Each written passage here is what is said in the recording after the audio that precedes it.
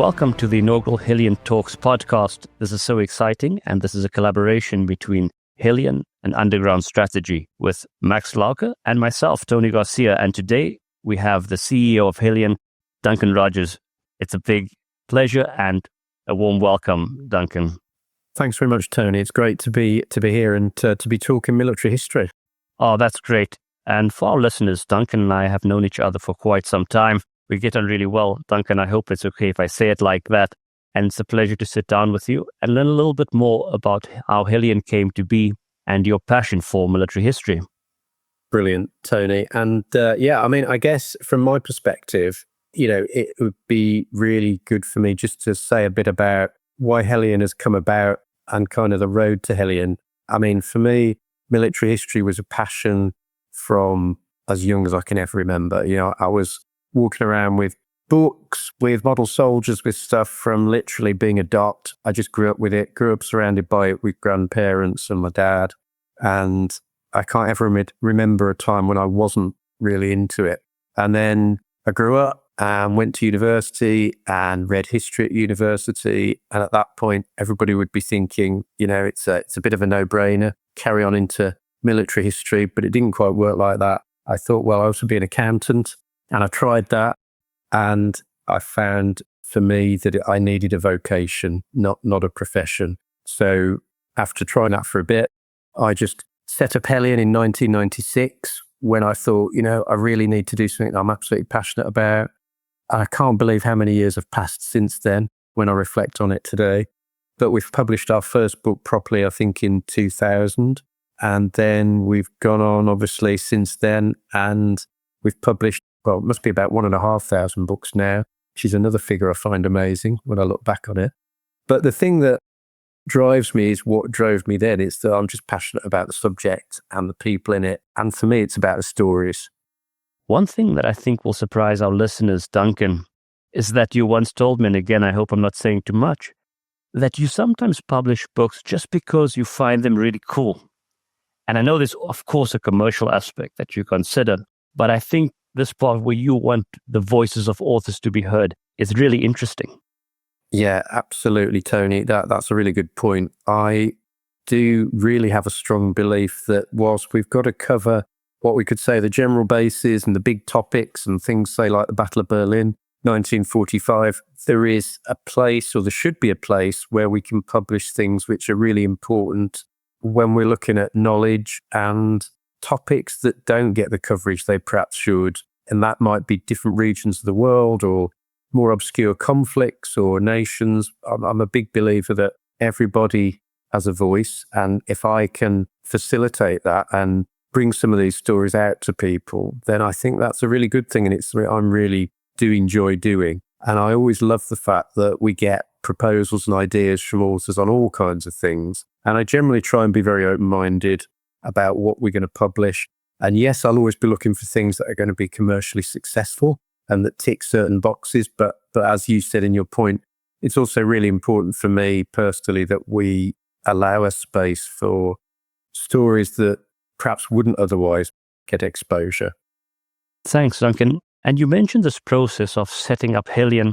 It's your passion that shows. And then as this developed, we see the incorporation of the series. Could you maybe tell us a little bit about how that came about? Yeah, absolutely, Tony. So when we started publishing, we were just publishing what I would call standalone books, not related to series. And that would probably be the way it went for a number of years. But we started to obviously get books on certain topics that clustered together. And then we're looking at the sales and marketing and how to get best exposure for topics. And I guess Osprey is a good example where they're very series driven for all the good reasons. And we were thinking about how to organize topics. And what we decided to do was look at history in sort of chronological chunks, as it were. So starting with things like Century of the Soldier, which is mostly 17th, early 18th century, or From Reason to Revolution, which then carries that story from 1721 through to 1815. And then also, perhaps I think it's our biggest brand in terms of sales and exposure is the At War family of series, which cover different regions of the world, but also a new one is technology.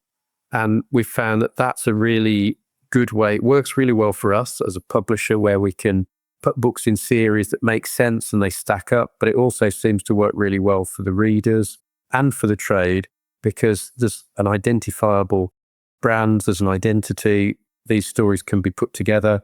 And then often in At War, if we're covering big topics like the conflict in Ukraine, then we kind of create what I would call open-ended mini-series. So I think we're just in the process of working on volume 10 for Ukraine. And that's open-ended. That will just carry on as topics arise and authors come along. But I think that the series identity has been a really positive thing for us and definitely helps us as a business. But I think it also helps the authors and the readers as well. We certainly agree. And we have published with both Max and myself with Duncan previously, and I have personally published with the Wolverhampton series, and I think it's absolutely brilliant. If I can mention one other thing, and you'll forgive me for the self-praise at least, but we have started the Underground Strategy series in combination with Helion, and we look forward to continuing this collaboration besides our podcast. And in this specific series, UGS, we are looking at memoirs, and we do welcome any feedback or concepts.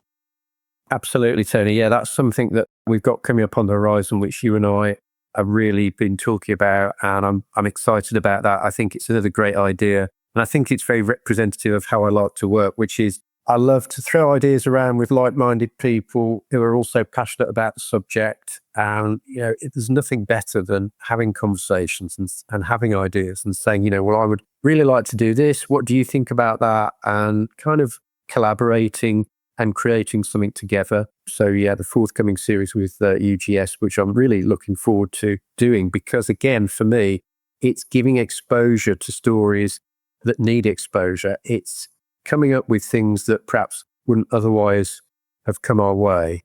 And it's about, again, it's just that passion for military history. And for me also, it's a passion of working with people and creating things, which is at the heart of everything we do. Because I think that when we're creating and we're having fun and we're enjoying what we're doing, then we're making good books, and then we're giving readers a good experience with those books. I'm sure that our listeners definitely will identify and connect to some of these ideas. The way that you speak to different niche areas is really important. I noticed that you did have quite an interest from Southern Africa and also Sweden, which is important for Max and I, coincidentally.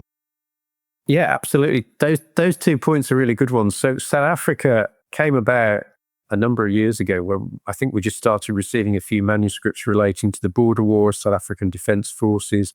So we published those and we found that they did well. So then it created a bit of a rolling stone where more people then came to us with more manuscripts, which then sold well. And so we carried on until we got to a stage where, I'm not going to say this is a verifiably accurate statement, but it gives an impression that I think at one stage we were publishing more South African military history than anyone else, including in South Africa, which was a place I perhaps never expected to go, but I found really rewarding. And the same with Sweden, where it's got a rich heritage, a rich military history, which I think for us, we felt needed more exposure in the English language, because the Swedes have a great passion for their history and they're really well set up to cater for it.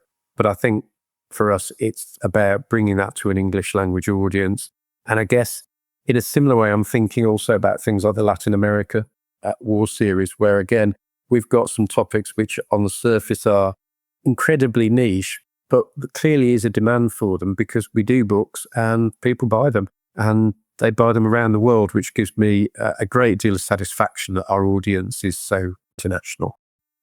That's really fascinating. And in terms of some of those big interests, I know there are a lot of books coming from the United States too, from the Ukraine and from other parts of the world. You've had important authors from all around the world coming to you, and we look forward to hosting many of them on this podcast. This is a very exciting project. And do you have any last message for our listeners, Duncan? Yeah, I mean, for me, I think, we aren't anything without our readership, because at the end of the day, it's no good producing products if they would just sit there and they'd be unread and nobody had any reactions to them. So for us, it's, the books come alive when they're read, when they're used, when they're referenced, when they're discussed and debated, when people send us their feedback and, which is overwhelmingly positive, which is great. I love that. But yeah, it gives us at Helion a lot of pleasure knowing that we feel a need for people, that they do respond really positively to us. And yeah, we love the fact that our authors and our readers are international, because for us, it's about that global reach. And we've got so many more books to do. And as you just said, Tony, there's a lot more coming up. There's lots of ideas, lots of really exciting stuff. And I love the fact that we're as passionate now as we were 20 years ago. Just say thanks to everyone for listening. And, we're really excited about the work with UGS. And yeah, there's a lot of really good stuff to come. That's amazing. And thank you so much. In terms of our next steps for our listeners, we are lining up 12 podcasts for the inaugural Helion Talks. We will give you some additional information as we go. Please feel free to give us feedback if you would like some additional speakers to join us. Max and I will be happy to discuss that with Duncan, and we look forward to introducing our first author soon. Thank you.